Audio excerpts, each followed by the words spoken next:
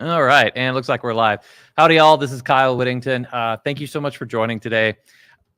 Even though I see we got exactly zero viewers right now, but that's fine. This past Friday night, a few of you may already know, I did hit 1,000 subscribers. So to the 1,000+ of you who hit the subscribe button, thank you so much. That means a lot. Part of what makes that so incredibly important is that now, like, I'm able to monetize this. I would like to see the channel grow and just go from there. But yeah, so I'm kind of overwhelmed on all of that. It's really cool to see all this happen. There are a few people that I would like to thank in particular. So in addition to my 1,000+ subscribers, I want to thank Chris Easley, James Battle, and username Veritas, real name redacted, for contributing to this podcast financially. That it really does mean a lot and goes a long way.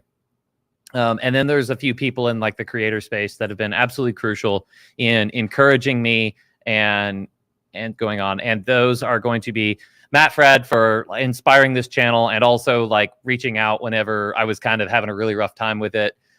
Rob and Anthony from Avoiding Babylon, who have just kind of been great friends this entire time and have been really encouraging and very welcoming to me on their channel. And then also Michael Lofton, who has also given me some like real encouragement down in my comments sections. So all of you, thank you so much. But hey, so here we are. We're back. We're wanting to hear from Kevin. Kevin's already here. So hey, Kevin, how's it going? And what let me put is you up, on the Kyle? I'm going to move you over here. Okay, there cool. we go. Cool. All right. So, okay. I'm about to say, oh, I missed a comment. Oh, it's just you. Just me. Yeah. So, all right, man. Well, cool. Thanks for coming back on. It's kind of, we didn't time it out this way because we've had this interview scheduled for like 3 weeks now or something like that, which I almost never, ever do these things that far in advance. But it's kind of crazy because you were at least you were like my first like long form interview that somebody that I had never talked to before. And here we are 1,000 subscribers later, and you're the first interview that I do. It's like, it's kind of crazy how that worked. The way that I have it in my mind, like timing wise, is that our interview was before I started my YouTube channel. Yes. So that's how I parsed it in my brain. Which feels like a long time ago, but also not a long time ago at all, if that makes sense. So it was before September, because I know I went on that Bourbon Trail trip and we went to Town Branch, and you were like, bro, you were only like 10 minutes away from my house. Yes, that's right. Yeah. So that was really cool. But yeah, so would it be fair to say that like if somebody wanted to blame somebody for starting your YouTube channel, would it be fair to blame me? 100%. Yeah. It's all your fault. Yeah. Yeah. So would not have started it, I don't think, if I didn't appear on your show. So okay, this is all your fault. Well, that's cool. So a little bit, that's really what I want to talk about a little bit is your channel, what's been going on. Normally, whenever I talk to people in real life who said, oh, hey, I discovered your channel. And I was like, oh, hey, cool. Which video did you watch? Most of the time, the video that they always say is your interview. Really? And yeah, it's interesting. Now it's not the most popular interview that I've ever done. It's just the one that I talk to people in real life, like the rector at the church that I go to. He watched it. And we'll get into some of his commentary later. And then, my wife's cousin, she was just like, I listened to one and it was the pleasant guy. And I was like, oh, okay. The interview with Kevin. So, but yeah, so what's been going on, man? Oh, I almost said not much, just like reflexively, but like a ton. Yeah, running a YouTube channel is like more work than I thought, because I actually started caring about like how my videos look. Like when I first started my channel, I was just doing like just recording something live and then posting all 25 rambling minutes of it to YouTube. And now I actually try to edit stuff. Like editing stuff with like a full-time job, it's actually kind of hard. Work's like been kicking my butt recently, but so I've been trying to do more like live streams, like I'm trying to learned from my favorite Catholic YouTuber. His name is Kyle Whittington. I don't know if you've heard of him, but What a nerd. Yeah, he's a nerd, but he's a good guy. Don't believe everything that you hear about him. Contrary to popular opinion. Yeah. But seriously, I do learn from you. I really do. And so I've been trying to like two things that I learned from you that I'll just mention now is the live content. I'm trying to do more. Like I was kind of averse to doing live stuff, and I had my reasons for it. Like I didn't want to be like that non-Catholic who corners anybody into a conversation like live. You know what I mean? So I was like wary of that.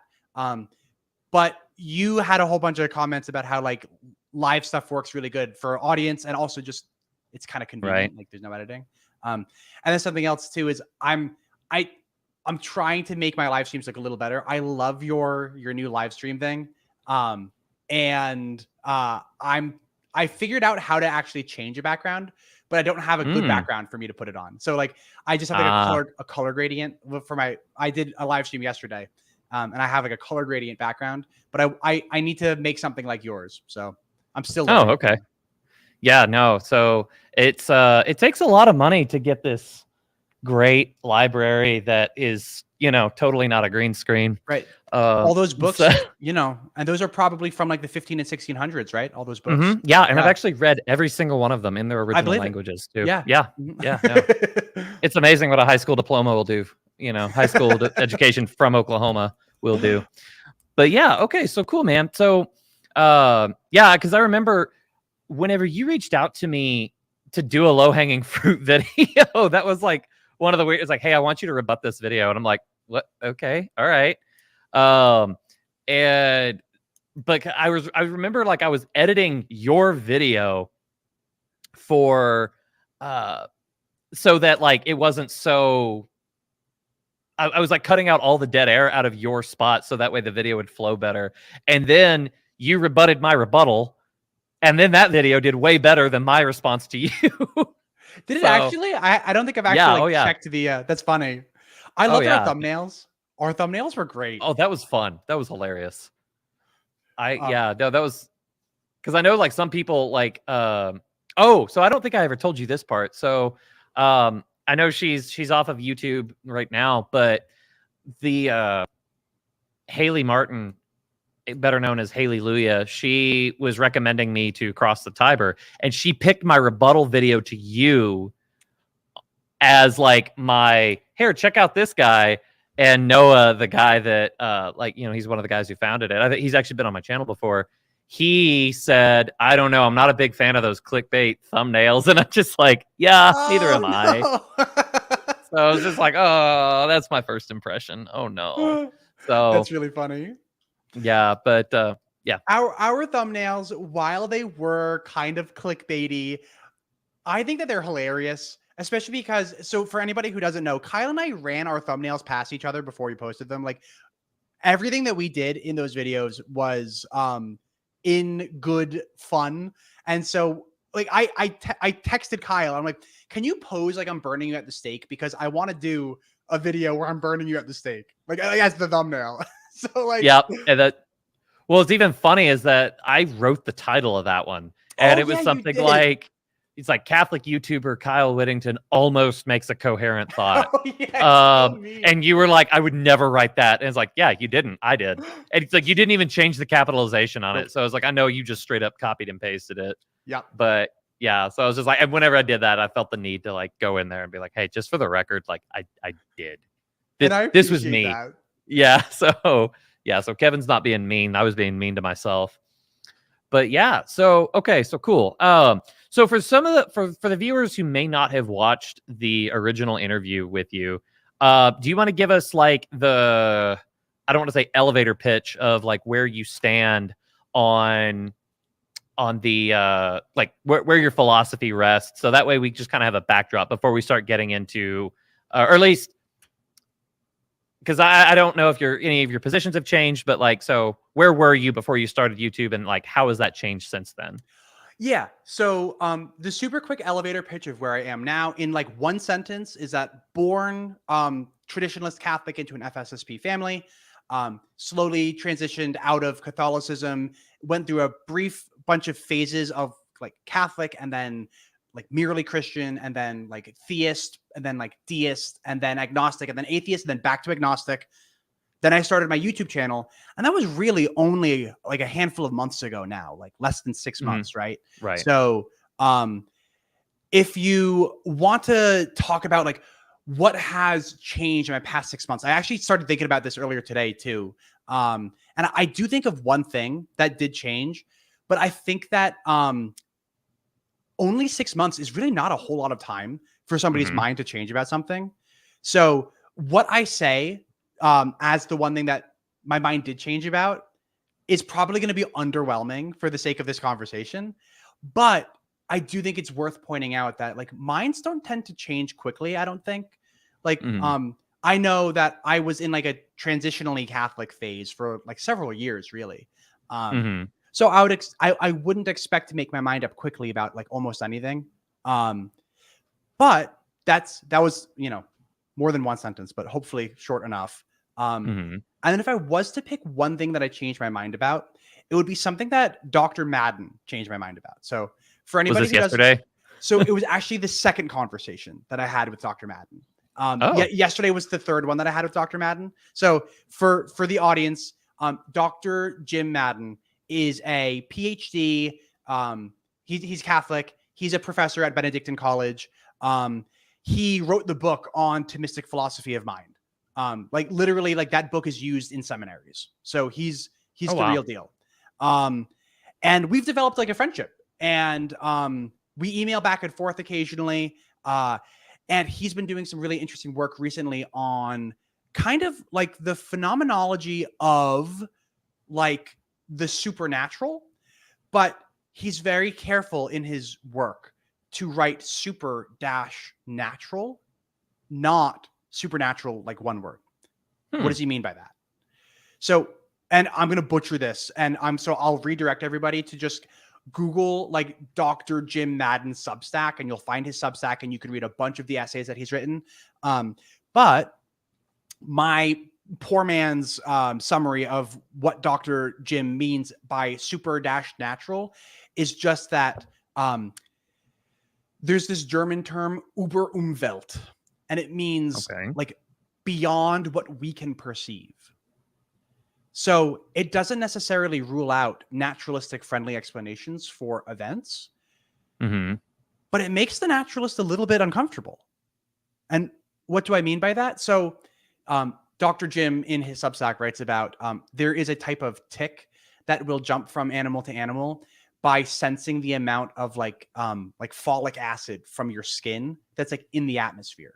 So if like one animal like walks too close to another animal, the tick can sense it and it can jump from the one animal to the other. How much folic acid is in the air in the room that you're in right now? I have no idea. You have no idea because you just can't sense that because your body just doesn't work that way. Right. And so in that sense, the amount of folic acid in the air is supernatural to us in the sense that you and I can't detect that in our own bodies. Oh, okay. Yeah. So, Dr. Jim and I were talking specifically about Fatima, and I'm pretty skeptical in general of Fatima. But Dr. Jim's point was, it seems really difficult for anybody to rule out something in the Überumwelt from having occurred at Fatima. So what do we mean by that? It's just there could have been things that occurred at Fatima that just are beyond the human being's ability to comprehend. And if that's the case, then there's not too much that we can say about that. And I called it underwhelming a few minutes ago. And I'm calling it underwhelming because like my friends my Catholic friends might be hoping that I'm going to go all the way to the supernatural, like without the hyphen. But I will say that I was pretty skeptical about Fatima, like entirely. And this idea of the Überumwelt has kind of opened me up to the idea that something can occur, like things that humans can't detect can occur, and we really have no way of investigating that. And that is a less hardline stance than I used to have. So in that sense, it's just something that I'm like more open to the idea of than I used to be, if that makes sense. So again, yeah, underwhelming, but yeah, Okay. Well, I mean, that actually I got Dante Alighieri, which, by the way, sir, you look fantastic for your age. I'm surprised you're able to type. They probably not the real one, but he said, I'm skeptical of people who said they became Catholic or atheist after watching one YouTube video. And, you know, like I'd actually probably agree with that, because it's just like both of those are pretty serious philosophies. And to say, like, I watched one YouTube video and I've completely like changed my worldview, it's like, well, more than likely, like, you already had that worldview. And then, yeah. Because I mean, like you said, you were transitional for like a year. So if I said, like, give me a date where you officially stopped being Catholic, like, could you, like, yeah. No, there's a few dates that stick out to me. Like a couple conversations that I had that like moved the needle, but it's almost like saying, like, can you list the day for me that you stopped being an adolescent and you became a, a young man? Or like, even if you want to get more Yeah. granular, like, when did you stop being an infant and now you're just a baby? Or like, an infant to a toddler or something like that. And like, pick your Usually diaper sizes determine that one. But all right. But I think you get my idea. It's like, it's not such a clear, like, it's not a clear cut right. answer. It's something that happens so gradually, Right. it's like speciation, right? Like when you look at how animals have evolved, like there's no clean cut point. Like the real answer to like what came first, the chicken or the egg, the real answer is like, well, neither, because like chickens evolved over so many different generations that like there was no first chicken. Right? They were just chicken-like ancestors, but no chicken-like ancestor ever gave birth to a chicken. Like that's not how like evolution works. And in the same way, like no child just like woke up one day and was like, oh, like now I'm a man. Like I was a child yesterday and I'm a man today. Like that's just not how it works. And so I never like woke up and was like, oh, I was a Catholic yesterday and I'm not a Catholic today. Like that's not how it works. Yeah. So I'm skeptical of the people who watch one video and then change their mind. Yeah. Yeah. Or it's like some people, like, you'll see comments of like, well, I was considering it. Now I watch this video and I'm done. And it's just like, that's dumb. Like, it's like if you watch one video and like completely decide to abandon something, that's ridiculous. Cause it's just like, okay, it's so easy to write that off. Like if you watch one of my videos and say, I'm abandoning my pursuit of Catholicism, it's like, listen, you found one idiot YouTuber. Like you didn't find like disprove Catholicism, which honestly, oh, I see him going for the guitar. Drew I see. Just wanted to see it. Oh, okay. It's crappy. It's like a crappy like $150 bass. Sorry, Drew. I know it's not that exciting, and that's one of my basses. I've got a bunch of other guitars back there, but sorry, I didn't mean to interrupt you, Kyle. No, you're good. You're good. It's like, that's funny because I didn't actually see Drew's comment at all. So you must have a faster feed than me. Maybe. But yeah, so yeah. Okay, so you've kind of been opened up to the idea that there's something that's beyond our senses that could be real, just simply because we don't have, I guess, the receptors to sense that. Okay. Well, cool. Are there any of your positions that like you have become more cemented in since that last interview? No. And the reason I say that is because I have this really bad I'm one of those people who like the more that I learn, the less that I feel like I know, if that makes sense. I used to be a lot more sure about things when I knew less about them. And have you heard of the Dunning-Kruger effect? Yes. Yeah. Yes. And so the more that I learn about stuff, the more that I'm like, wow, there are such good arguments on both sides. And sure, I fall one way or the other, but in general, the more that I learn about something, the less cemented I get in it, even though I might, I might approach some kind of asymptote where it's like, I'm settling pretty firmly on like 60-40, but, I might be approaching an asymptote from above 60. Like, as we get closer to 60, I'm approaching an asymptote. And again, putting numbers on beliefs are kind of silly in the first place, but you know what I mean when I say like 60-40. Shots fired at Cameron Pertuzzi. I actually do, and I haven't made a YouTube video about this, but I have like a whole thing about why I think that I think that putting numbers on things are silly, and I don't think that it makes a whole lot of sense to plug a whole bunch of priors into Hmm. an equation and then let that dictate your belief. Like I don't. Yeah. Well, so I suppose like on one hand, I agree with you because like I would never do that for myself. On the other hand, and this might find not very trad rigid Catholic of me, but it's just kind of one of those like, different strokes for different folks. Yeah. And let me steel man the opposition here. Mhm. I can imagine some like use case for Bayes' theorem where you're like really, really unsure about something. And so you just think to yourself, like, man, I'm so unsure about this thing that like I just want to take everything else that I know and plug it in and then like see what I come up with. But Mhm. your final number for Bayes' theorem is only as good as your priors. And so like if your priors are all kind of like wonky anyway, like your result is going to be wonky and like you shouldn't put much stock in that. And like Right. how do you determine what your prior is on like all of the different determining factors?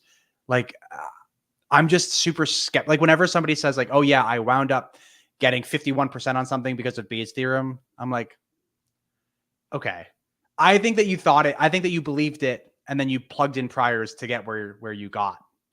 Like, Which I suppose there's almost value in that though, because if there's sometimes, have you ever said somebody's like, "Hey, how do you feel about this?" Where it's just like, but the answer is like, "I honestly don't know what I believe." yes, But whenever you do that, like you just literally just you come to realize what you do actually believe. Which I suppose that's the question that it would answer, not is it true, but do I believe it's true?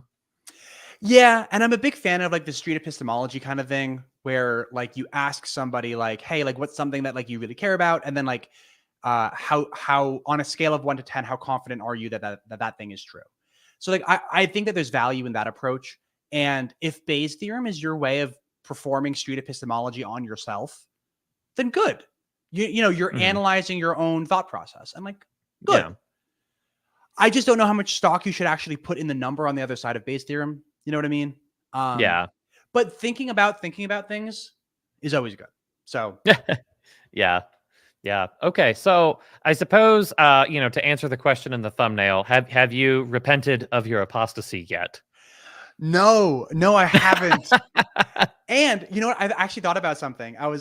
First of all, I love it. I love the thumbnail. Hmm. But then I also, because I'm me, I was like, let me actually think about this question and like see if I can like say anything about it. So I'm gonna say something, and this might be like a little bit like provocative almost, but Oh boy. yeah, here we go. Ready? Here we go. Um, I don't think that I would ever repent for my apostasy. Ooh, like that's Mm. that's provocative. Let me explain.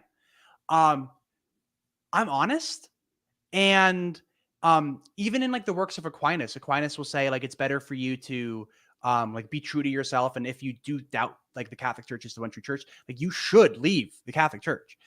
Now Aquinas would be the first one to say like, but here's all the reasons why you're wrong. Um, Right. but um, I'm honest, and so I don't think that my apostasy would be considered a sin even under Catholic rubrics. Because for Catholic rubrics, like for something to be a sin, you need to know it's wrong and you need to do it anyway. And by the time I apostatized, I didn't think that what I was doing was wrong. Like Hmm. I've only ever followed the truth as best that I can. And if Yeah. I'm wrong, I'm wrong. You know what I mean? Like if I'm wrong, I'm wrong. Okay. Right. Um, but I don't think that I'll need to repent for being honest, even though that honesty led me away from the church. So even if I were to Yeah. rejoin the Catholic Church, I'm sure that like I would want to go to, when hypothetical Kevin rejoins the Catholic Church, he'll probably go to confession, be like, yeah, I didn't go to mass for all these years and all that, just for the sake of saying it in the confessional, probably. But Right. like I don't think that like if I got hit by a truck and had like a pure act of contrition, like I don't think God would be like, well, you missed mass and that's a mortal sin, because I don't actually think that what I'm doing is wrong. And Right. yeah, you Yeah. have to think it's wrong for it to be a sin. for it to be a mortal sin. A mortal sin, true. So that's where that's going to come into. So I guess the Catholic response to that would be like, are you precluded from the possibility of heaven? No. However, a lengthy stay in purgatory is pretty much guaranteed. Oh, for sure. Yeah. So that would be like, I mean, I know you don't take too much stock in Fatima, but one of the things that Our Lady said to one of the children of Fatima is like, With snowflakes. Well, the question was like, is my friend who died, is she in heaven yet? And she said, and then Mary was, until the end of time, right? Yes, exactly. Yeah. So it was just like, and then that's it's intimidating for me because it's like, geez, I've lived a lot longer than that little girl did. But yeah, so for that, it would just be like, well, heaven eventually, but purgatory almost assuredly would be the response there. But at the end of the day, when we're looking at eternity, when eternity is the goal, I mean, small price. But the fact is that you're honest, and if you did ever once become convinced of Catholicism is true, like, I mean, do you think, because you know yourself better than I do you think that it would be like a call up a priest for confession the next day, or would you think you'd hem and haw around it for like the next 3 months? Well, so knowing me, like, conversion wouldn't be something where I'm like, there is a next day for me to call a priest. You know what I mean? Like, there wouldn't be like a light bulb moment where it's like, oh, I'm Catholic now. Right. Like, I can't imagine this kind of path back to Rome where it's like, okay, so like I wouldn't call myself a theist now. So like a good first step, right, would be like right, becoming a theist, and then after that, probably becoming like a Christian of some stripe, like a mere Christian, and then after that, becoming like Catholic, and even then, like the transition from merely Catholic to Christian might look something like, hey, I'll attend mass every now and then, but like I'm not convinced that like I have to. You know what I mean? So like I might go just for like kicks and giggles. Yeah. And so like I don't think that there would ever be like a light bulb moment, because there doesn't seem, I don't seem to ever have light bulb moments. It's kind of just everything is slow and methodical. But if the question is just like, would you ever call up a priest and then like confess apostasy? I guess it's hard to say, like, because you don't know where you're going to be when you get there. So I'll answer you from where I'm standing now.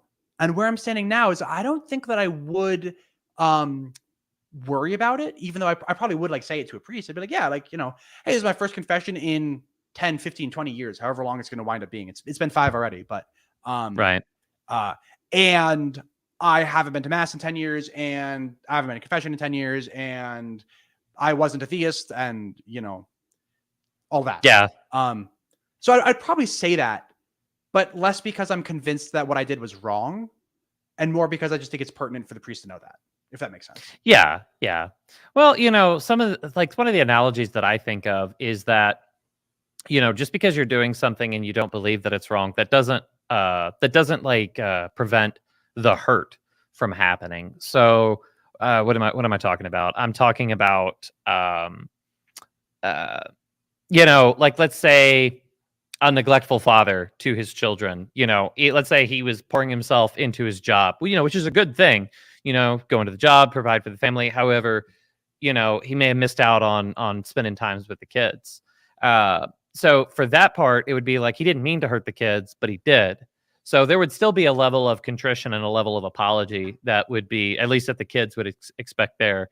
Although, the relationship between child of God and God, there would be a different, different dynamic there. But that's kind of one of my first thoughts on that. Let's see here.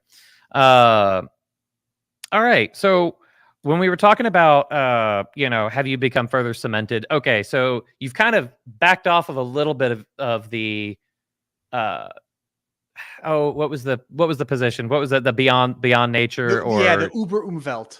Yeah, the Uber Umwelt. Okay, so previously, if the needle was here and this is agnostic, do you say that the needle might have moved maybe about that much? Yeah, I mean, I think that like instead of even like talking about the needle moving too much, if we just want to say like there's three broad buckets, there's like theist, agnostic, and atheist. I'm still in agnostic, so like the needle hasn't moved enough to like move me out of agnostic. So in that sense, like, yeah, maybe the needle moves like, at like a hair's width, like, I suppose. But definitely still an agnostic. Almost this is like almost like an oxymoron, but I'm like more agnostic now than I used to be. In the sense that like admitting to the possibility of the Uber Umwelt is almost like saying like, wow, not only do I not know things, but there are some things that I can't know. And that's like all the more reason to be agnostic, if that makes sense. Yeah. Well, so I've got a question in the chat that is kind of pertinent. So Mary McCoach asks, so where is faith in all this? And if that's aimed at me, I can. Yeah, go for it, man. Okay. So I don't love the word faith. And the reason why I don't is because I think that it means different things to different people, and then people wind up talking past each other. If we're going to define faith like like Paul defines it in Romans, faith is the like the evidence of things hoped for and the substance of things not seen, or whatever it is. I'm butchering the quote, but you know what I'm talking about. If that's our definition of faith, then that sounds a lot to me like faith is just belief in something that you can't actually know. And I think that's like not a great epistemology. And what I mean by that is, if we define faith as just belief in the absence of evidence, then it seems like belief is just not a reliable pathway to truth. Or faith, I should say. Faith is just belief in the absence of evidence, and faith is not a reliable pathway to truth. Because you could have faith in any number of things. And plenty of people do have faith in things that are entirely incompatible with things that other people have faith in. So we might have a Jewish person or a Muslim person with a lot of faith that God is strictly monotheistic. And then you might have a Christian, and Christians, of course, don't have a strict monotheism. They have this like Trinitarian concept of a God. And so that Christian might have like a lot of faith in this Trinitarian concept of God. And we can't just be like, well, who has more faith? Like, let's like add up the sum total of Muslim and Jewish faith and then pit that against the sum total of Christian faith. And then whichever one is more, like, that's the one that's correct. That's not how that works. Faith doesn't seem to be a reliable pathway to true beliefs.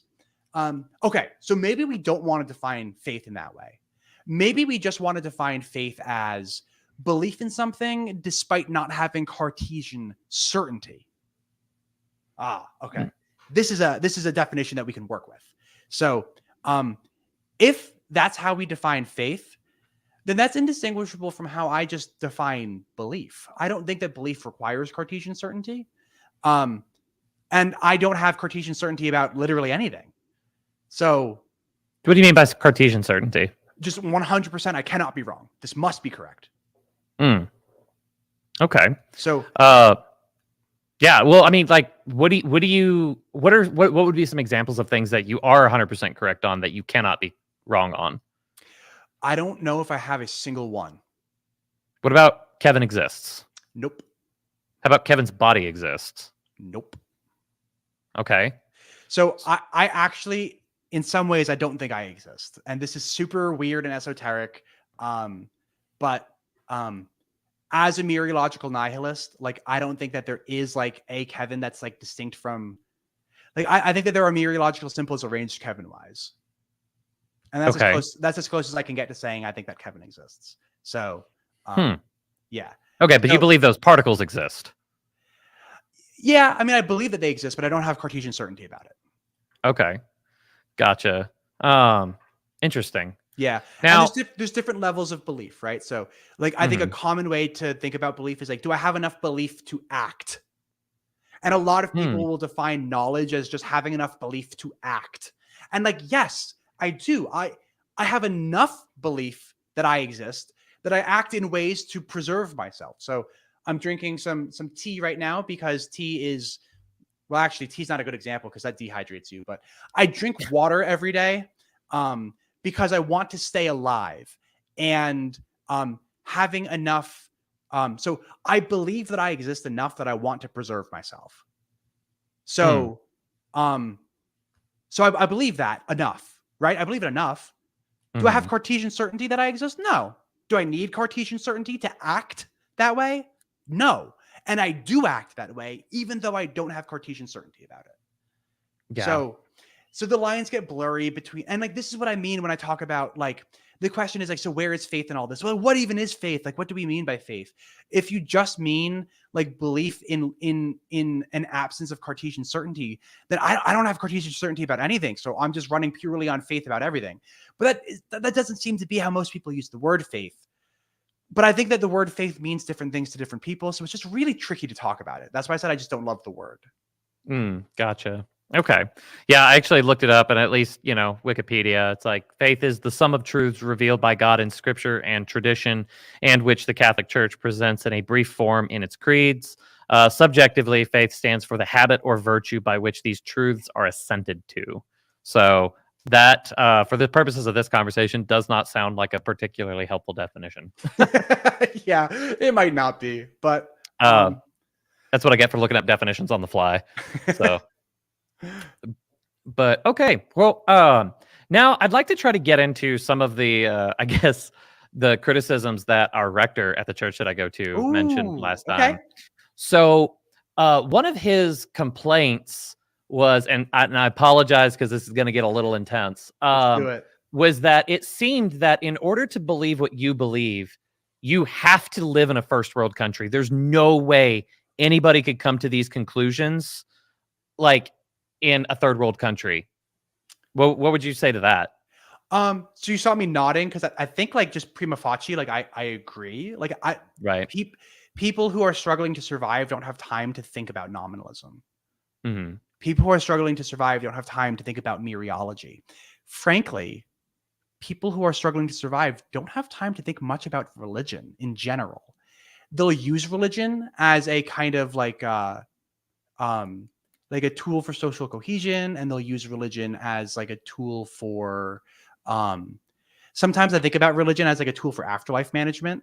But like the poorest of the poor countries seem to be the most religious countries, but they don't tend to be religious in the way that C.S. Lewis was religious, or in the way that Aquinas was religious. They seem to be a different kind of religious, where it's less intellectual, if that makes sense. And I'm not trying to be like dismissive of anybody here, but it's just when you're struggling to survive, you don't have time to think about these things that I have the luxury of thinking about. So in that sense, I'm super privileged to be born in the richest country in the world. And I grew up in New Jersey, and like, yeah, so I got a job when I was 14 because my parents like didn't have, money to, just, give me an allowance or anything like that. But I grew up in the 1% of the 1%, globally speaking. I grew up in the United States of America, just living in the United States of America. Like something like having $100 in your wallet, like puts you already in the top 1% globally, and having like $1,000 in your bank account makes you in like the top 1% of the 1% globally, or something insane like that. So yeah. I'm super privileged. And I think that your rector was right that I wouldn't have the time to have come to the conclusions that I did if I was struggling to survive. So it's interesting, like how you said that, you believe that people who are struggling to survive, more or less, okay, I'm going to rephrase it, and I want you to correct my rephrasing if it's wrong. Would you say that people who are struggling to survive more or less use religion as a coping mechanism? I want to be careful with how I say this. I should say that I think some do, and I think that it's probably more common. Like, I don't think that religion was a coping mechanism for somebody. Like, when somebody like Aquinas is religious, I don't think that Aquinas was viewing religion as a coping memechanism. Well, he also wasn't struggling to survive. Yeah, fair enough. He was fat, right? So like he was doing all right. He had dropsy, so yeah. What's that? He had what? He had dropsy. Edema, so swelling. So like it wasn't gluttony that made him fat. Oh, now I feel like a jerk. Oh, sorry, Aquinas. Wow, way to make fun of the disabled. Good job, Kevin. I know, I'm the worst. So I don't think that religion is a coping mechanism for everybody. Definitely not. I don't think it's a coping mechanism even for like more than 50% of people, but I do think it's a coping mechanism for some people, if that makes sense. Gotcha. Yeah, because I guess one of the things that comes to mind now is present day. The martyrs are in Africa. It seems like every other week we're getting the message of like a priest was beheaded or burned at the stake or whatever, coming out of Africa. So it's just like, it seems that if the goal was mere survival, martyrdom kind of stands in direct contrast to that, because you would expect somebody to not want to willingly die for the thing that if it was just a mere survival tool. 100% agreed, and that's why I tried to phrase it carefully, where I said that it is for some people, but certainly not for all, and I don't even think for most, just for some. Again, putting numbers on things is really kind of silly, but I am happy to say that I think it's like some minority. Is it a third? Is it a quarter? Is it 10%? I have no idea. Is it 1%? I have no idea. I won't hazard a guess.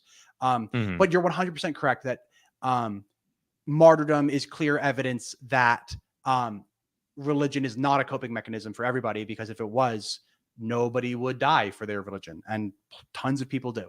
So, well, maybe not tons, but you know what I mean. Enough. Yeah. Okay. Interesting.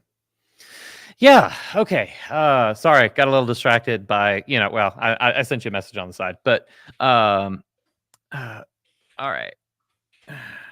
All right. So anyway, while we're trying to come up with something else, if y'all have questions, be sure to drop them in the live chat. So Kevin is by far one of the most like open books that I've ever met, and it's just like, I don't know, like normally if I didn't know you so well, I would not have been so willing to like ask you that blunt of a, like, I guess kind of an aggressive question like that, but did your rector say anything else? Like what were some of his nothing that I'll say on camera. No. Fair. No. I will, if we're waiting for questions to come in, I can say something I think about belief that has come up. Like it's just, this is tangentially related to what we've been talking about. Yeah, go ahead.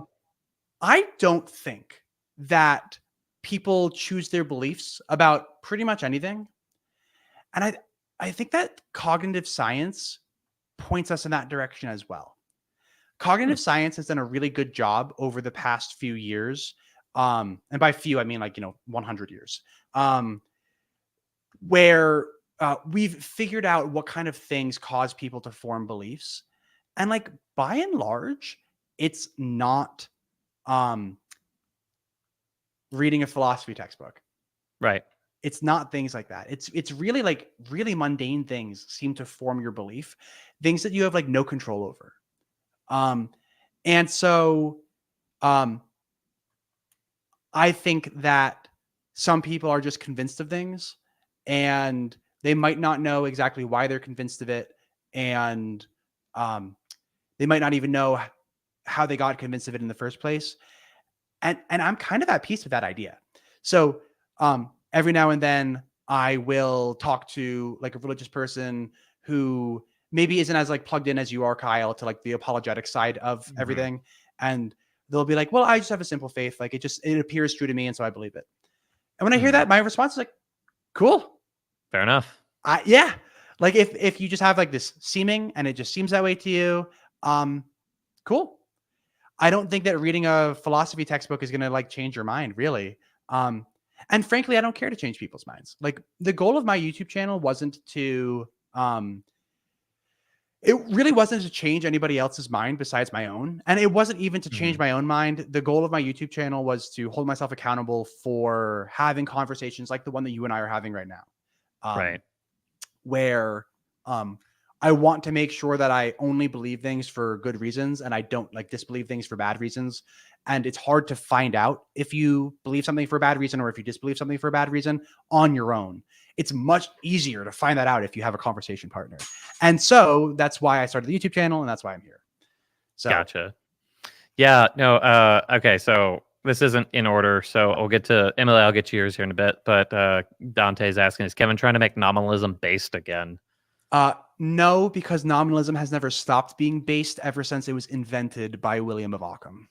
I was thinking that it was always cringe, but no. So I'm not gonna name names, but because I don't know if he would appreciate. Well, I don't know. It's still up on your channel. I can't remember the guy's name, but he was the one that you had labeled like the world leading expert in transubstantiation. And, yeah, Dr. McPike. Yeah. Okay. Yeah. So, but like, it seemed like at the beginning of the interview, he was just like, "Yeah, nominalism. That's a dumb belief, and nobody believes that." And like, you was like, "No, I believe it." And his response was like, "Huh." that gave me quite the chuckle. Yeah, and you know what's funny? It's like, speaking of Hallelujah, she sent me this podcast on. It wasn't Saint Colby. It was a different saint from the World War II era. But it was what's her name? Edith Stein. She's a saint, or she beatified, Yeah, or saint. Okay, Saint Edith Stein. And at one point, the lecturer was giving a lecture at Christendom or it was a Catholic university, and she made this offhand comment like, "We're all realists here," and I kind of chuckled to myself when I was listening to that, because I'm like, well, I'm sure that everybody in the room was, because realism is kind of like the default position for Christians by and large, right? Which and it's not for every Christian. So a really good Christian philosopher, Dr. Kenny Boyce, he's not Catholic, but he is Christian and a nominalist. Super interesting. But I think by and large, religious folks do tend to be realists, not nominalists.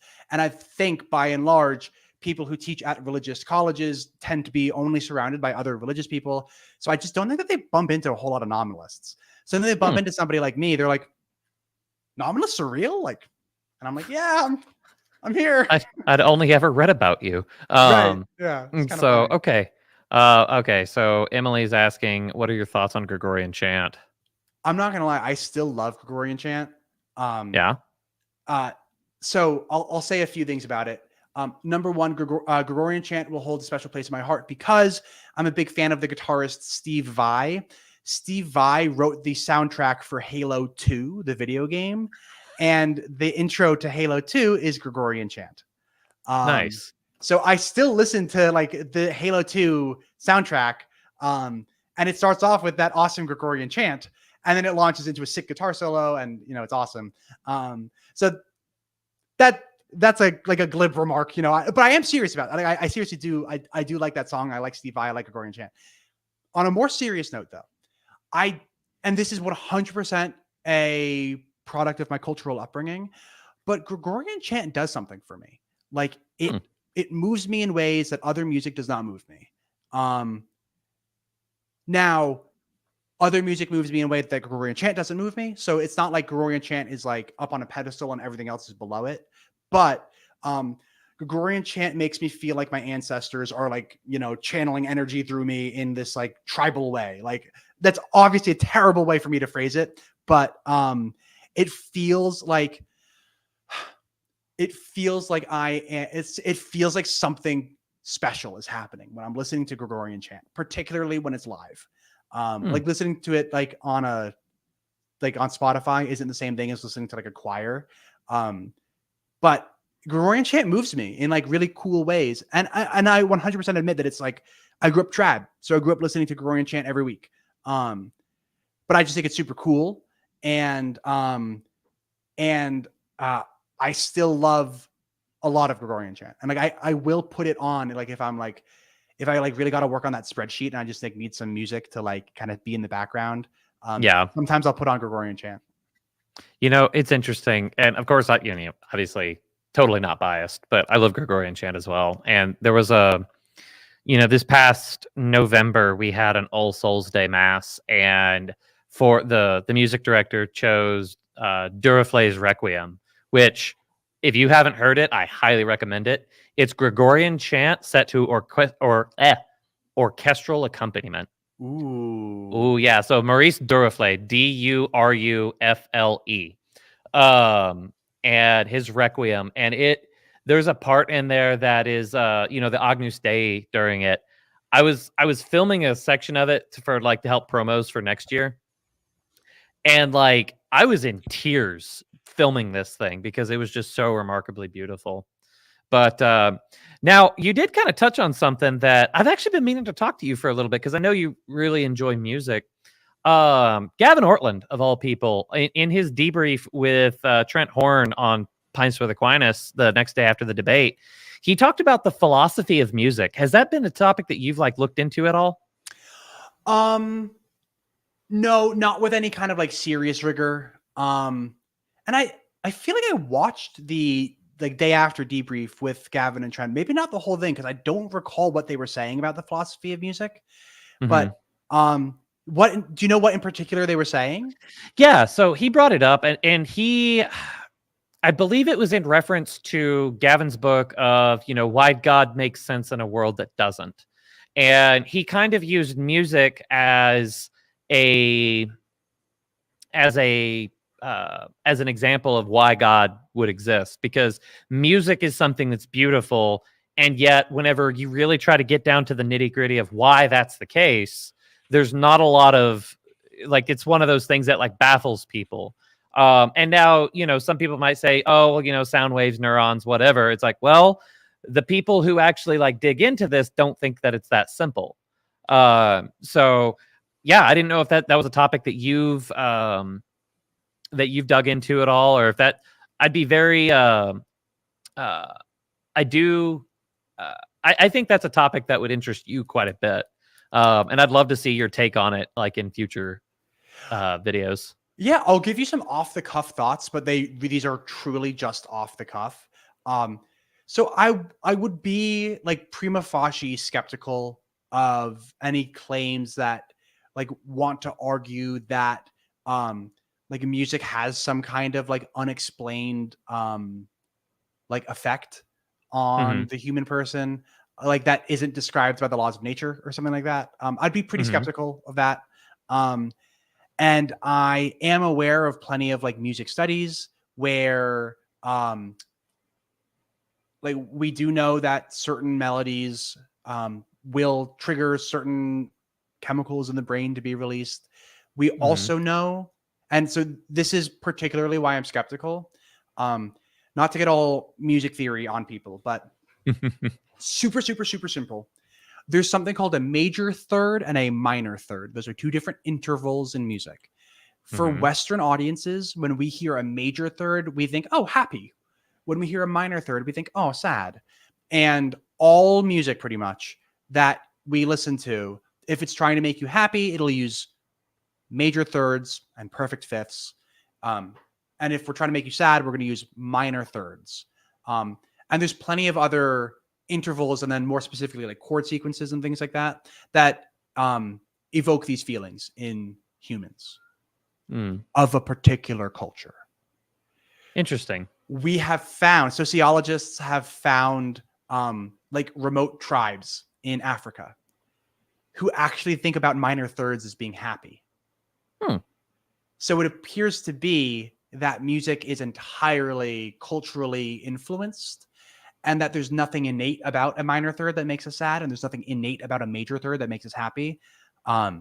It appears just to be that humans, however many years ago, started writing happy songs with major thirds and sad songs with minor thirds. And then we just made that connection in our brains from the time that we were really young. And because music is a thing that passes from generation to generation, it's not like no generation just starts with like, oh, I've never heard music before and I'm going to reinvent it from the ground up. We're all standing on the shoulders of giants. So we're all borrowing their lexicon. And their lexicon was, you want to make people sad, you use a minor third. You want to make people happy, you use a major third. And again, I am oversimplifying the music theory here, but no, your point's getting across. Good. So I think that like just makes me just like at the face of it skeptical of the idea. Like it seems like it wouldn't be that way if there was something supernatural about music. If that makes sense. Well, so I guess in that, and to that I would respond, okay, so you're right that, different cultural styles will condition you to have specific reactions, but I guess that still leaves the question of why have a reaction at all? And I mean, I think that we have a reaction because of our evolution. Like, I think that we evolved with ears that can hear things, and that so we know why certain chords sound good together. And music is all just sine waves. It's all just the rate of how wiggly is the air. That's what music is. How wiggly is the air? And when we layer certain wiggles that vibrate at frequencies that are like nice intervals apart from each other, they sound consonant. And when we have like these really awkward intervals between the wigglies, they sound dissonant. And this is all just math. It's like geometry it's geometry of wiggly air. That's like what music is.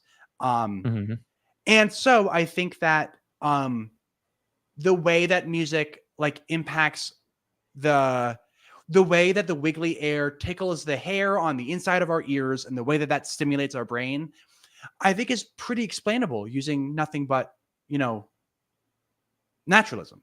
Like, I don't think that there's anything spooky about the fact that music makes us feel a certain way.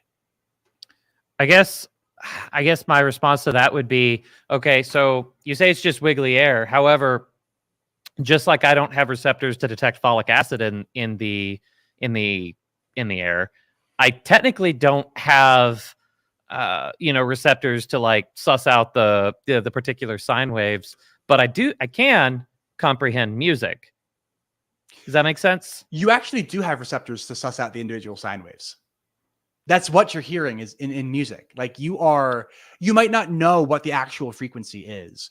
Like, you might not know that like A is 440 hertz or whatever it is, but sure. But you are detecting that wiggly air. But let me kind of, if I can, like, let me help, like maybe I can get at what you're getting at. And if I'm wrong here, just like cut me off and tell me that's not where you were heading. So Kevin, how do you know that there isn't something else about music besides the wiggly air that's making you feel the way that you're feeling?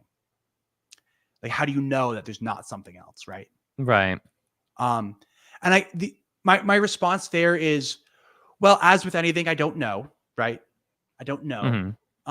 But Occam, to bring it back to William of Occam, is famous for Occam's razor, right? So don't multiply entities into your ontology without need.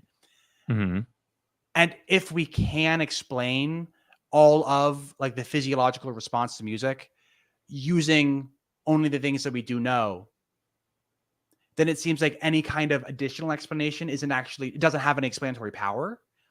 And so I'm not going to posit as like that as a thing in my ontology. Gotcha. Yeah. Well, so if I don't need it, I won't use it. Kind of. Gotcha. So I guess on that, then I would kind of more say that, okay, because I'm a computer guy, so I'm going to bring this to computers. Our ears are like the USB ports, but they're not the things that are processing it. Does that make sense? Yeah. So, our ears might be a little bit more than USB ports because the hair in our ears is what's picking up the vibrations in a way. But I guess it all goes back to the brain, if you want to, right. You without a brain, your ear's not interpreting anything. Yeah. So that is true. That our brains are doing a lot of the lifting. Okay. So for the two network engineers that are going to watch this is your moment. How familiar are you with the OSI model? Probably not at all. Okay. So it's the way that information transmits, and y'all didn't know that you were about to get a networking lesson, but here we go. And okay, so it's the way that literally as this is happening right now, the information is going up and down the OSI stack, just, instantaneously, near instantaneously, to it's not perceptible. And we can have a conversation. But the bottom layer is physical. So that's layer one. And in fact, this is a great segue for me to say, I'm having a layer one issue with my computer right now. Let me go plug this in real quick. Sorry. That was like such a perfect transition. That was well done, Kyle. Well done. All right. Yeah, I don't know what's happening with my charger, but hopefully my laptop doesn't die midstream. Anyway, so okay, you got layer one. This is the electrical impulses. This is the waves through the air for Wi-Fi. And these are the bits. These are the ones and the zeros that do that. But as you move up through the OSI layer, it gets more and more complicated to basically turn into a picture on the screen. Now, when you go all the way back down, ultimately it is all just ones and zeros. But whenever you arrange them in a certain order, certain way, we have the Kyle Whittington YouTube channel, you know, broadcasting through StreamYard, being, you know, watched by Chris Easley. You know, it's kind of crazy what could happen. So when we're talking about music, I think, okay, you've got that layer 1, you've got the physical, you've got the sine waves come through the ear, but as it enters the brain, it starts moving up through that stack till you get to layer 7, the application level, which would be where it, you know, where it becomes not just mere sine waves, but it actually becomes music that, you know, layer 8 gets to enjoy, which layer 8 is the unofficial layer. It's the user. You remind, I'm gonna dumb it back down for me and then all the other non-network engineers out there. But sorry, guys. You reminded me, what you just said reminded me of my favorite author, Brandon Sanderson. He said, a book is not complete until it has been read. So what does he mean by that? What Brandon Sanderson means is that he puts the word on the page, but a book isn't just words on a page.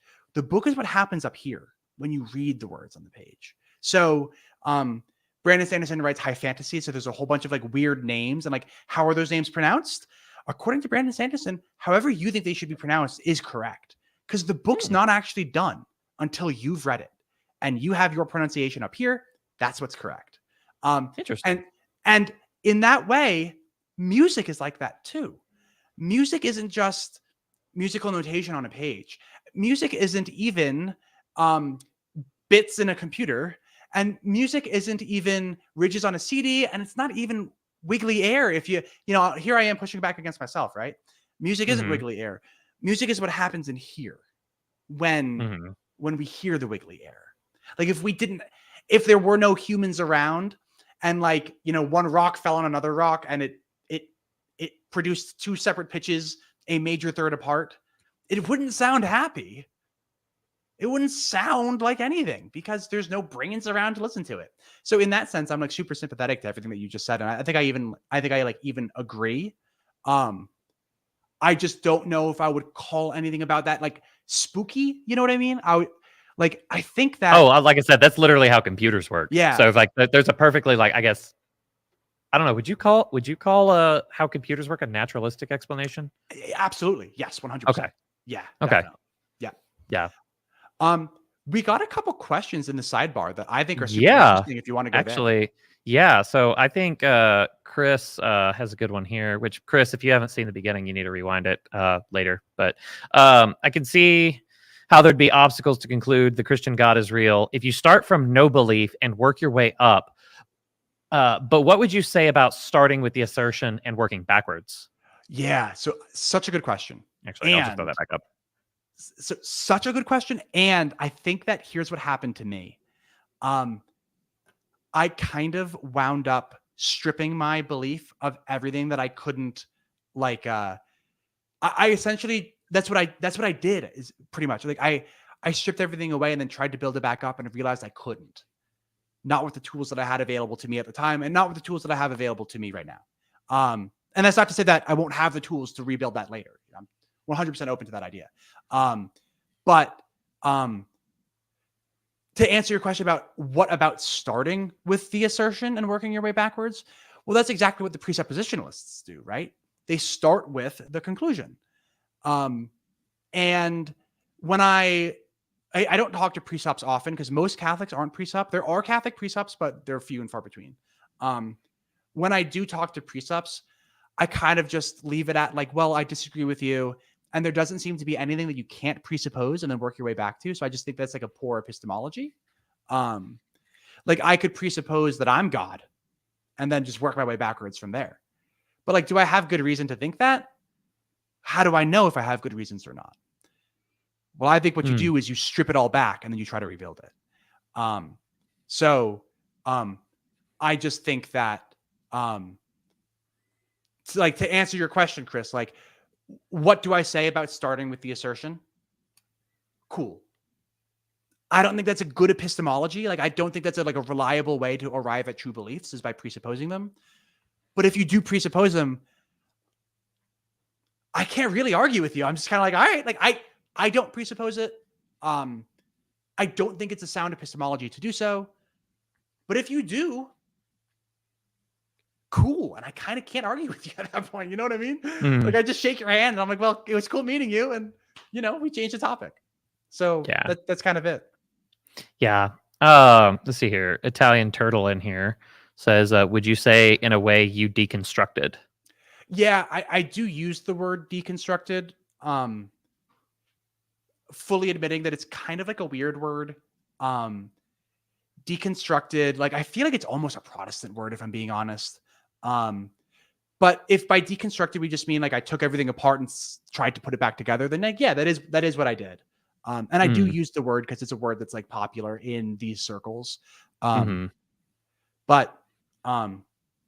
yeah, I think it's fair to say that I deconstructed. Yeah. Yeah. I think there's this, hopefully this isn't too condescending, but here we go. I was watching something from Jonathan Pageau, and he was saying how when you watch Neil deGrasse Tyson, you can see that he really basically only has one trick. And whenever he's like, and I'm going to point it out and you'll see it every time. Like he'll just deconstruct things like one layer just to say that it's devoid of all meaning. So like, he's just like, oh, why is this so special? This is just, and then like, he'll just list the parts that's there. He'll deconstruct it just one layer down just to like completely dismiss it. And it's like, well, all you are is a head, a torso, and 4 limbs, and it's just like, you can dismiss anything like that. But so, yeah, I'll just add a brief thought there is, so I actually have like a ton of problems with Pageau and Peterson. Oh, because not like, see, like, I just think that they are both lost in metaphor. That's the way that I describe them. I think that they're both lost in metaphor. And then with regard to Neil deGrasse Tyson, he's a science communicator. His job is to get people excited about science. If he can make a kid like be like, man, I want to go to engineering school and like study science and math. Awesome. That's his job.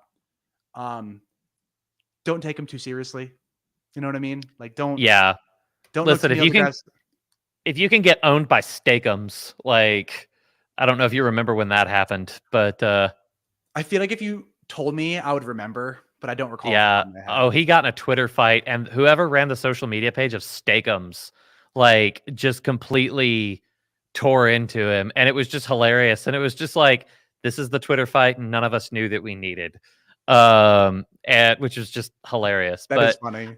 I guess one of the things that like really stopped getting me to pay too much attention to Tyson was whenever during the eclipse in 2017, and he was taken like, this isn't rare, nobody should be excited about this. This is so dumb. And it was just like, shut up, nerd. Like, we, some of us like never seen this before. This is the first time that any of us have ever seen an eclipse. Don't try to ruin this for people. Right. Yeah. Yeah. But like you said, science communicator, not people communicator. Yeah. His job is to get kids excited about science. And if he can get a kid to want to go to science school, cool. That's what he's for. You shouldn't be looking to Neil deGrasse Tyson for philosophy. Yeah. No, I'll definitely, like, whenever we get off here, I'll see if I can find like a recap of the Steakums fight that he had. But now, I don't know if we touched on this in the original interview, but I'd love to hear your take on it now. So I'm sure you're familiar with Aquinas's 5 ways. So we're not going to go through all 5, but what would you say? Well, like, how do you view Aquinas's like first argument from motion? So I almost view a lot of Aquinas's arguments as kind of like the same. More or less. Yeah, like they're all kind of like they kind of boil down to like 2 different arguments, I think. But this is what I'll say about the argument from motion. So I do think that it's not turtles all the way down. Okay. So in that sense, I think that Aquinas was like right and he was onto something. Okay. And this applies not just to the argument from motion, but also what are like the second and third? I never got It's the like order right. But contingent being and something like yeah, but like the argument from contingency is the argument from yeah, motion, pretty much. Like yeah. I think like so objects in motion will stay in motion unless acted upon by another force. Right. So either things have always been moving forever and it is turtles all the way down, or Which it's there's not. no beginning then. Yeah. Right, which, as far as I can tell, maybe that's possible. I don't know. Yeah. I believe I- the scientific community would disagree with turtles all the way down. Yes, and that's precisely why I said I'm actually with Aquinas on this one. I don't think it's turtles all the way down. I think that there was a start to the universe. Like I think that the universe began like with the Big Bang. And do you remember that meme that I shared about like Oh yeah, that's exactly what I was chuckling at. Yep. But I do think that Father Lamar, what was his name? Lemaitre. Lemaitre. I think that he was right about the Big Bang. I think that the Big Bang was the beginning of the universe. I'm not with Aquinas where we go from, hey, it's not turtles all the way down to there's a Christian God. Sure. I even struggle. Like I sometimes I will like admit to being a theist if you just say like, well, if you just think that it's not turtles all the way down, then you're a theist. Then I'm Gotcha. like, okay, then I'm a theist, I guess. But like my theism is like totally compatible with naturalism then, and this just seems like a weird way to define theism. You know what I mean? So you would say that you agree that there's a prime mover, but then you would stop there instead of going to, and this is what we understand to be God. So I don't even know if I would label something as there being a prime mover. I just think that one thing started moving at one point. Well, but like basically something moved what that wasn't moved. Like something else didn't move it. Yeah. I mean, that's prime mover. That's all that is. Okay, yeah. But yeah, like, an unmoved mover. Yeah, I'm not imbuing any kind of agency into this thing. Like this thing could be a Sure. particle, it could be a field or a wave or something. Sure. Okay. Then I am cool with that. Like, sure. And it's not something that I hold on to with like it's not something that I'm dogmatically attached to. But like if you ask me, like, do you think that there was something that like started moving at one point? Like it wasn't moving and then it was. Well, actually, I might even struggle there because I'd be like, well, I don't know if it was ever not moving because like time began and then like it started moving when time started moving. But that's like a whole other thing. Well, yeah. Like I'm cool with the idea that like when time began, things started moving. Yeah. So, but then like, the argument from contingency, like you said, this is more or less the same argument. But like, or the uncaused cause. So yeah. The one thing I will say about the contingency argument that I think is worse than the first mover argument, if I can separate them, is that the like contingency argument only works for ontological pluralists, and I'm not one. Okay. So I don't think that anything exists potentially. I only think that things exist necessarily. Okay. Like I don't think that there are different modes of being. Okay. I'm nodding like I pretend that I know, but yeah, it's fine. Like first time that I interviewed you, like I literally had to like Google like half the words you told me. So but yeah, so okay, so Mary's got another question here. So she says, so what would have to happen for you to believe? My family asks me this question all the time, and I frustrate them to no end with my response. I wonder if this will frustrate anybody here. I hope not, because it's an honest answer. So the only real answer I can give is I don't know, but here are some really good guesses, things that I think I'm pretty sure that this would get me. So the first of the, I don't know, but I'm pretty sure this would work. Some kind of direct imbuing of knowledge into my brain, road to Damascus style. Paul was on the road to Damascus, and something happened to him where he wasn't a believer and then he was. And like, yes, the Bible retells it as if like, bright light, struck off his horse, heals a voice, blind for 3 days, whatever. But I think like what the Bible is getting at, what the New Testament is getting at is some kind of direct imbuing of knowledge into Paul's brain. Okay. That would get me like that. Like it doesn't seem metaphysically impossible for a God to just boom, like directly imbue knowledge right into my brain. And like, if he did that, I would just know that he exists and I'd be like, oh, there we go. Like you got me. So, well, what do you think actually, like in reality, what do you think happened to Paul? Oh, like what do I actually think happened to him? Like in like historically? Yeah. So again, still frustrating. I don't know, but here's my best shot. I think that Paul was a real believer. I think that Paul and Peter were both real historical people who were both really convinced that Jesus rose from the dead, at least in some kind of spiritual way, at least. And I think that Paul really did have some kind of experience on the road to Damascus, like whether or not he was like literally knocked off his horse and whether or not he was literally blind for 3 days. Could that be like literary, embellishment? Yeah, maybe. But I do think that Paul had a experience that he couldn't explain in any like normal way. And that experience made him believe that Jesus had risen from the dead. So that's probably not a great answer, but well, let me get to the heart of the question then. So do you think that what happened to Paul was authentic, or do you think that there's a natural explanation? Both. Okay. I think that the only authentic things are natural things. So okay. Yeah. So I think that Paul, if we were able to like get a slice of his brain during that experience, I think that we would see chemicals firing all over the place. I think that we would see that he legitimately heard some kind of voice from heaven, heaven. I think that he heard a voice, and I think that he was probably temporarily blinded. And and these things really do happen. Like people get temporarily blinded. People hear voices. Like this happens. So it's not wild to think that something like that happened to Paul. So like, I don't think I'm going out on a limb too much when I admit that like Paul had some kind of crazy experience that convinced him that Jesus had risen from the dead. Okay. So like, obviously this is not how medical science works. But let's say he had a seizure, made him blind, was convinced of that. Like, let's just say, ignore all the medical science and say he had a seizure. Yeah. Okay. So in that case, you would say that in this case, Paul had a seizure and that's what caused him to believe.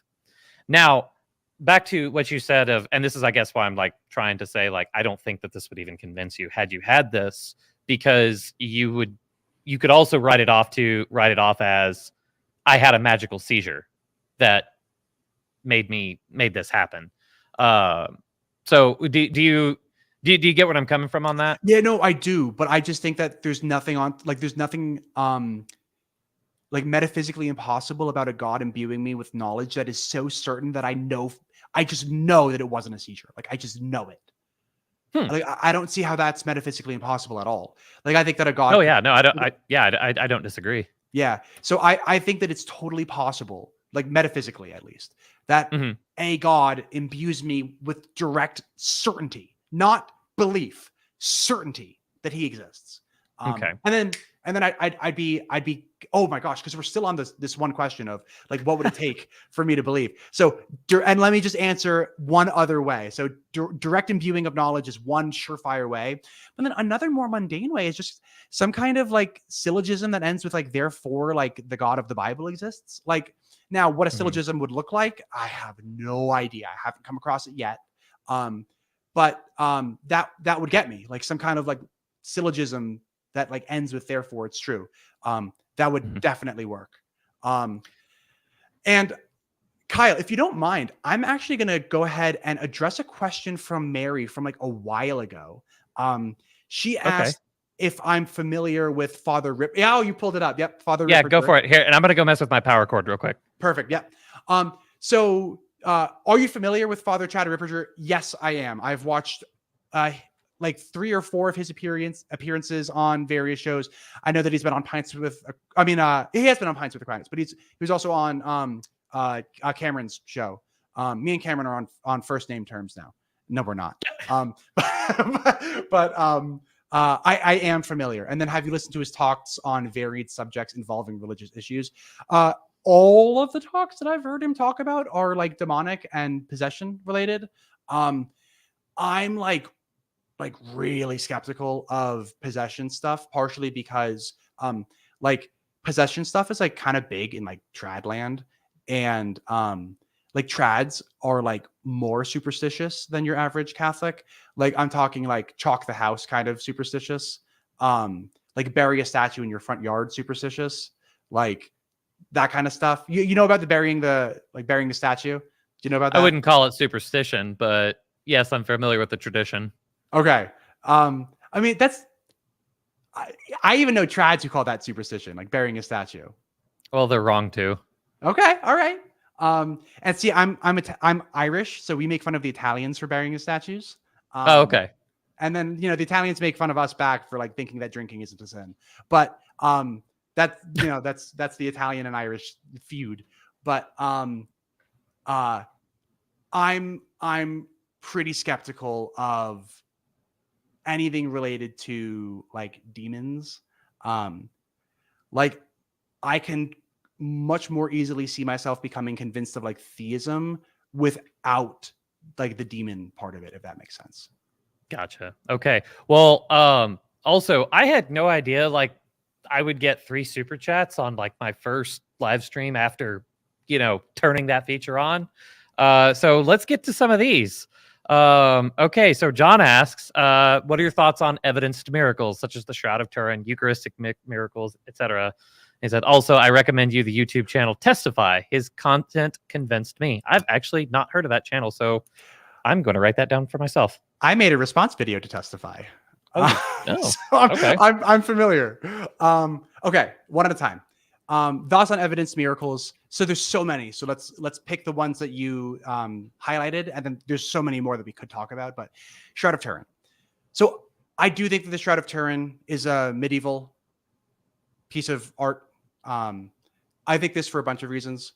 So the most important thing to me is that the dimensions aren't right.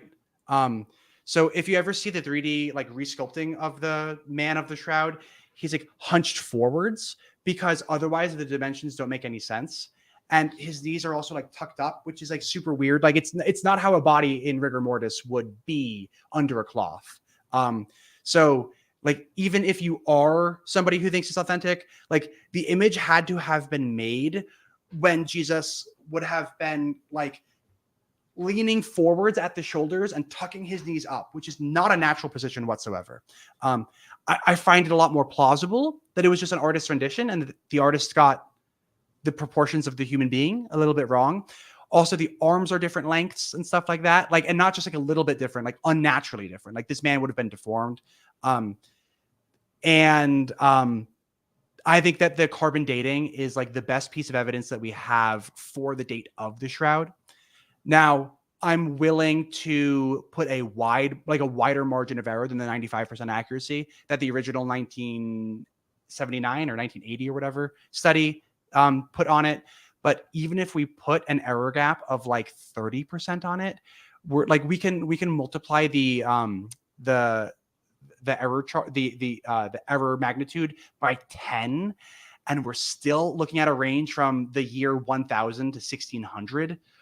So like, oh man, like for the shroud to be authentic, like the invisible weave theory has to be true or something, or just the carbon dating is so off, like so off, like insanely off.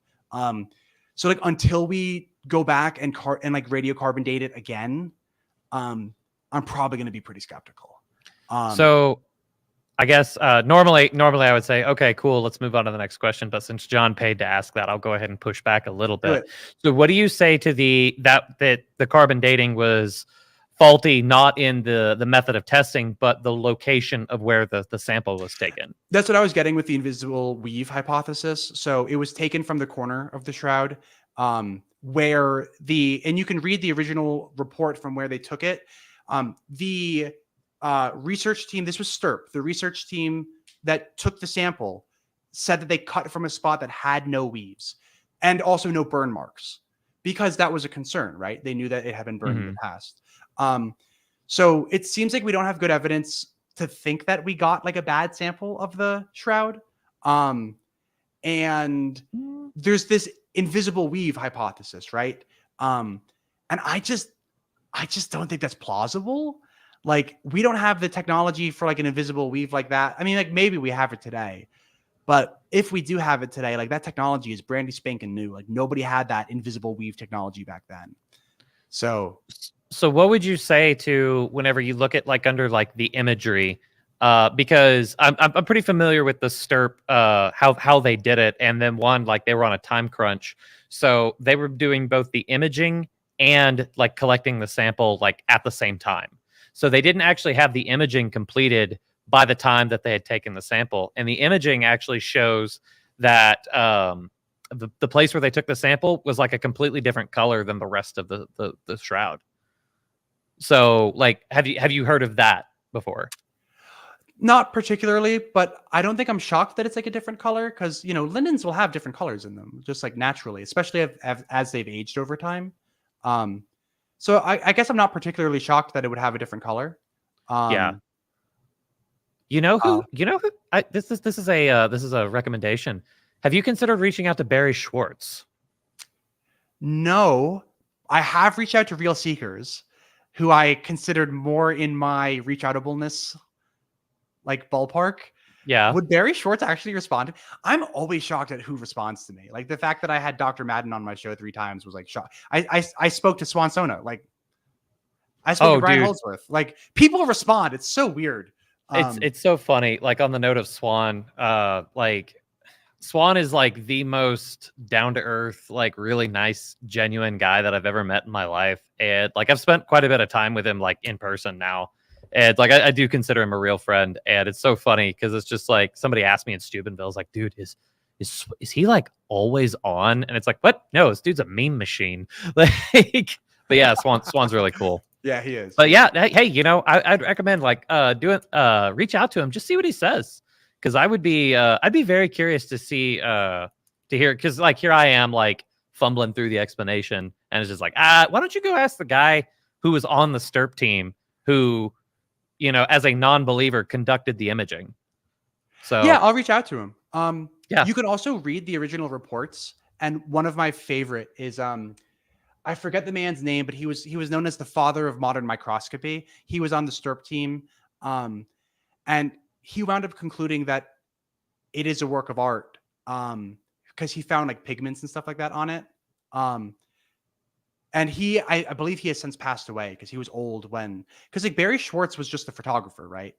Yes. And he was like a kid, right? He was like 20 or something. I don't know about, I mean, you know, depends on your definition of kid. I guess I'm a kid, but I mean, I was 22 whenever I went to Afghanistan, so I didn't consider myself a kid then.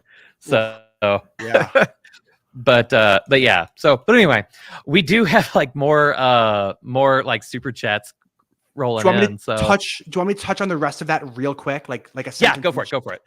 Eucharistic miracles. I've only done a deep dive on 3: Buenos Aires, Tixla, and Lanciano. Not impressed by those 3. I have like videos on them, each of them like 15 minutes. Check out my channel if you want to get my full thoughts on those. They haven't convinced me, and I have done a deep dive on 3, but there's a lot more Eucharistic miracles than 3, and I haven't done a deep dive on any more than those 3. Done there. Okay. Also, Testify. I've actually made a response video to Testify. I doubt that he watched it, but it was about the Greek word for land in the Gospel of Matthew. Very niche topic. But I also engaged Testify in his comment sections. And like he recently made a video talking about like a apparent Old Testament contradiction. And I got into a little bit, like not a debate, but like we had a couple comments back and forth about the Hebrew spellings of 8 and 18. So I engage with Testify on a relatively like decent level. Like I engage with his work. You know what I mean? I try to digest his work. I like Testify. I'm a fan. Cool. All right. So, Nick's Highlander, if I mispronounce that wrong, I'm sorry. But if we go the Brian Sanderson route, I pronounce it right. There you go. So I'm curious on your all's thoughts or y'all's thoughts on the ontological argument. I'll be honest, straight up, I would have to Google ontological because I'm kind of thick in the head. But Kevin, you go for it. If I recall correctly, the ontological argument is like first proposed by Anselm, and this was like the think about a being of which there can be no greater being, like that being would have to exist because like a being that exists is greater than a being that doesn't exist. So God is just that greatest being. Let's see here. I've got Stanford's definition pulled up here, which is like an entire paper. I guess for my thoughts, that would be it's not one that I'm terribly familiar with. It's not the one that I use. At the same time, whenever it comes to engaging non-believers, I do not have a great track record for like convincing them outside of just being friends. So, I would argue that if Catholicism was merely an argumentative thing, then everyone would be Catholic. And then Kevin would go, well, I think that if it was merely argumentative, nobody would be Catholic. So, what do you do with that? I 100% agree with you that it is not. I don't even think it's primarily about the arguments. Like I think that the arguments only makes up a small portion of belief. Yeah. So, Italian Turtle, thank you for the super chat saying I'll give you 5 buckaroos too. This is insane. Like I didn't expect any. Yeah, no. So, yeah. So, hey Connor. Connor's a cool guy. Yeah, we do have. Yeah, John. He said it. Another one's like, so watch the Pints with Aquinas podcast episode about the Shroud of Turin with Father Andrew Dalton. So believe it or not, like Kevin and I had an active conversation going on while it was like originally airing. I was in the locals chat and I was like, Kevin, hit me so I can ask Father Andrew. So like actually, I don't know if Matt like read my name off, but a few of my questions actually did get asked during that stream. So yeah, which I also recommend that too. And I watched it too, so I am familiar. Oh yeah. So like, and I think that Father Dalton had a very level-headed approach to it. Yeah. And I talked with Thursday. So whenever I was in Steubenville just a little over a week ago, I got to hang out with Thursday, who's a really great guy. So, if he's in my Discord server, if y'all want to hit him up and talk to him and see what's going on. I'm there too, though. Fair warning. Yeah, Kevin's there too. So, but yeah, Thursday's definitely one of those guys. If you offer to buy him food, he'll probably hang out with you. But no, he said that interview with Father Andrew Dalton, he said that was by far his favorite interview that he's like produced. So Father Andrew, I guess, is a very genuine guy, very nice and very smart. I believe somebody was asking where they can find you. So yeah. Where can I follow Kevin? I will comment on this video so that anybody who just wants to click on my profile can. I'm on YouTube as Kevin Non-Tradicaf. That's really all that I'm on. I don't have like Twitter or anything like that. I generally dislike social media, but I like YouTube because it lets me have conversations like the one that I'm having with Kyle right now. So, but that's really it. Kevin Non-Tradicaf. Yeah, cool. Okay, so probably one final question for the night, because this is I don't know if this is quite the longest interview that I've ever done, but we seem to be approaching that level at least. And hey, we still got 10 people watching, so thanks for sticking around, guys. So what are your thoughts on, I assume, C.S. Lewis's conversion? C.S. Lewis converted? Like I thought he died Protestant. I mean, he came from an atheist. Oh, I assumed that they meant like conversion from Protestantism to Catholicism. Oh, no. Oh, just his conversion from atheism? Yeah. Oh, I guess I don't have like any kind of profound thoughts about Lewis's conversion. I'm a fan of Lewis's books. I read and loved Chronicles of Narnia as a kid. Screwtape Letters, Mere Christianity. I'm a fan. Obviously, I'm not Christian, right? So I don't share all of Lewis's beliefs. But I also don't think that, like, I'm not one of those non-Catholics or even non-Christians who thinks that every single Christian is irrational, right? I'm not like that at all. So I don't think that Lewis was like irrational or anything for dropping his atheism and becoming Christian. And that's about where my thoughts end. I'm not like a Lewis scholar or anything like that. Yeah. So.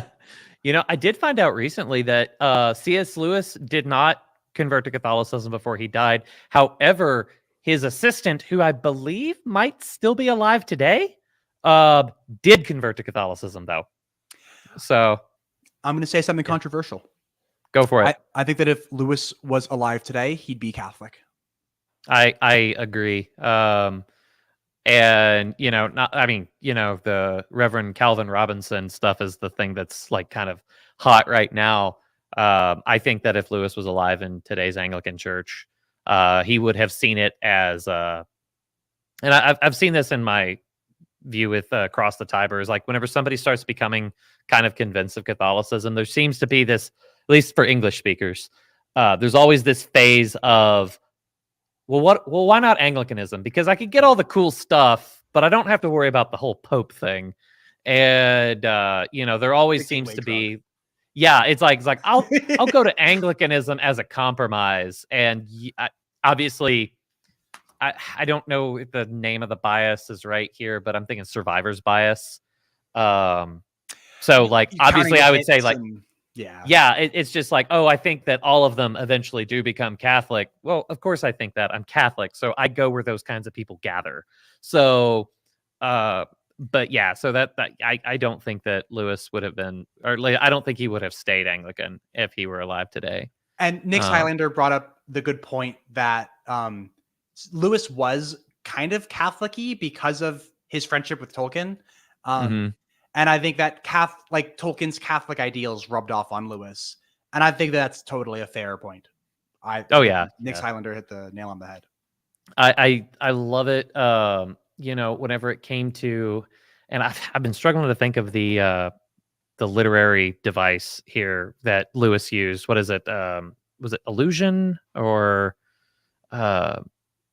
no, it's not illusion. What am I thinking? Like an allegory or something? Like allegory. There we go. The other A word. Yeah. So allegory. So Tolkien absolutely hated allegory. Yes. And it's just like, Tolkien, when writing The Lord of the Rings, is like, if anybody suggests anything remotely close to, allegory, I'll challenge them to a duel right then and there just to protect my honor.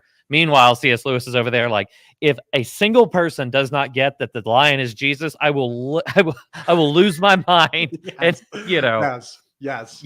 So, but I really appreciate, honestly, both of their writings. We've started reading Chronicles of Narnia to the kids. So, they hold a special place in my heart. Oh yeah. Well, cool. Well, are there any parting thoughts that you wanted to get out before we close down the live stream? And any topics that we didn't touch on that you'd like to throw out there?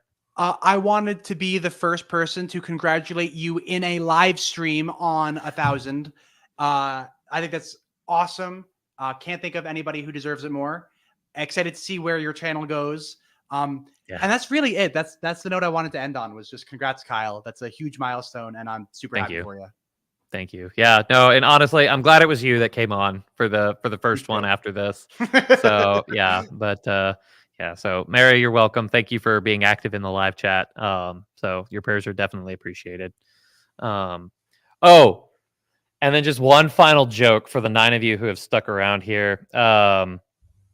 So they, whenever somebody says that I'm sending good vibes, I have this image in my head of whenever somebody says I'm sending good vibes your way, and it's just, what does that look like? It's like, you're sending good vibrations. So you just do, I just do one of these. It's just I that. I don't think it looks like that. But anyway, thank you all for sticking around for the silliness. I'm Kyle Whittington. This is Kevin. And thanks for watching. God bless. And now